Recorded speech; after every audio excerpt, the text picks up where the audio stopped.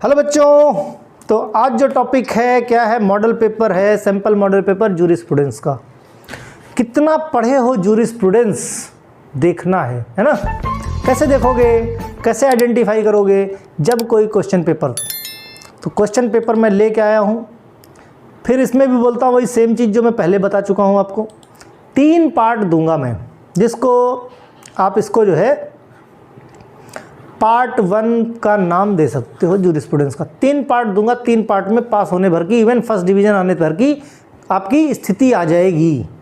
फिर भी इसको जो भी मैं देता हूँ नोट कर लो, नोट करके जो भी जूरिस्प्रूडेंस की बुक है उस या नोट्स जो भी आपने पढ़ रखे हैं उससे आप सॉल्व कर लो। एग्ज़ाम टाइम पे सिर्फ यही नोट्स पढ़ के जाना, यही रिवीजन करना आपका काम हो जाएगा।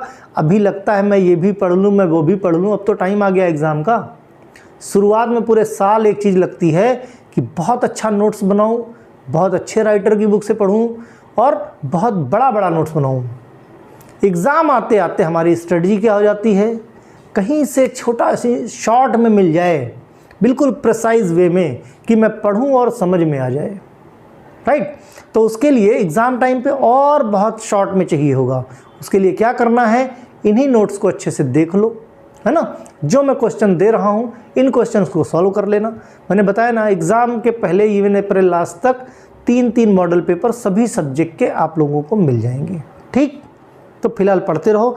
बात करते कानून की, कौन सा, फार्मेसी के कानून की, ड्रग्स के इंपोर्ट एक्सपोर्ट के कानून की, है ना, या ड्रग्स जहाँ भी जुड़ी हैं उससे जुड़ा हुआ हर तरह का कानून आपको जूरिस्प्रूडेंस में मिलेगा। तो भाई बात करें तो जूरिस्प्रूडेंस जो है 3 घंटे का पेपर होगा और 80 नंबर का होगा। 3 घंटे का पेपर 80 नंबर का होगा, ध्यान रखना। क्या है, पहले क्वेश्चन पढ़ना है, अटेम्प्ट ऑल क्वेश्चन, सारे क्वेश्चन अटेम्प्ट करने हैं।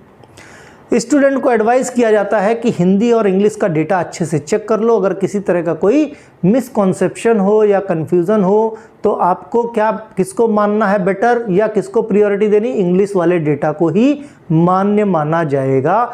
इंग्लिश वाले डेटा के बेस पे ही आपको हिंदी में लिखना है। हिंदी और इंग्लिश दोनों तरह की लैंग्वेज में आप लिख सकते हो, मिक्स करके लिख सकते हो, सेपरेट करके लिख सकते हो, जैसे भी हो। बहुत बच्चे पूछते हैं क्या हिंदी में कम नंबर मिलते हैं, इंग्लिश में लिखूंगा तो ज़्यादा। ये बताओ, अगर मिलते होंगे तो क्या करोगे? लिख लोगे इंग्लिश में? नहीं लिख पाओगे ना, और गड़बड़ कर दोगे। जिसको इंग्लिश आती है उसको इंग्लिश में लिखने दो, आपको हिंदी आती है आप हिंदी में लिखो। पहली चीज़ तो ये होता है भाई, देखो सीधी सी बात है, मैं बताऊँ बात क्या है। ये पानी है, पी लिया मैंने। इसी पानी को अगर मैं स्टील के ग्लास में पीऊँ, चांदी के ग्लास में पीऊँ, सोने के ग्लास में पीऊँ, तो क्या पानी बदल जाएगा? बदल जाएगा पानी? नहीं बदलेगा। ठीक उसी तरह से आपका नॉलेज है। क्या है? आपका नॉलेज है। हिंदी में लिखो, इंग्लिश में लिखो, उर्दू में लिखो, आपका बोर्ड 2 लैंग्वेज अलाउ करता है, हिंदी और इंग्लिश। ऐसा लिखो कि सामने वाले को समझ में आए। हिंदी लिखो, इंग्लिश लिखो, कोई फ़र्क नहीं पड़ता, नंबर का तो बिल्कुल नहीं। क्लियर कर लो। बहुत बच्चों ने क्वेश्चन की ये क्वेरी कर रखी है, हिंदी में ज़्यादा मिलेगा। सिंपल सी चीज़ है, पानी पी के देखो खाली। जब पानी के टेस्ट में अंतर नहीं आता तो आपके नंबर में अंतर कैसे आ जाएगा, है ना। खैर, बढ़ते हैं क्वेश्चन की तरफ। पहला क्वेश्चन है, ऐसे ही फॉर्मेट रहेगा, okay. Answer any 2 part of the following.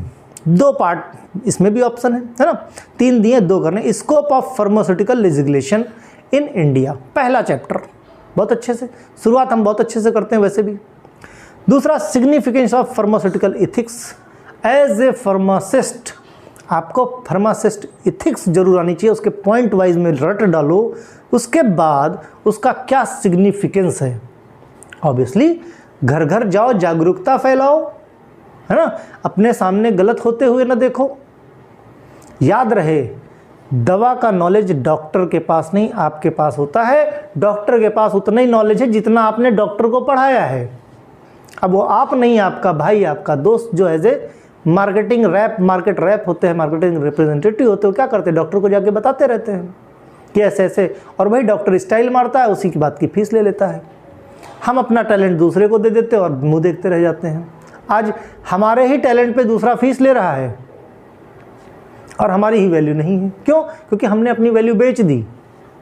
Licence बनवाए हैं, किराए पे उठा रखा है, बेच दिया। आपसे ज़्यादा पैसा, आपका लाइसेंस सिर्फ लगा, आपसे ज़्यादा पैसा कमा रहा है मेडिकल स्टोर वाला, वही काम आप भी कर सकते हो।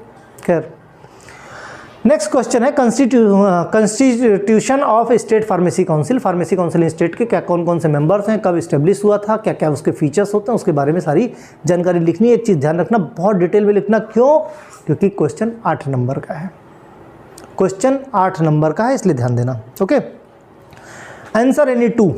फिर 8 नंबर का, describe the condition for sale of drug under schedule C and C1। दोनों अलग अलग फॉर्म दिए हुए हैं, C और C1 के, ठीक।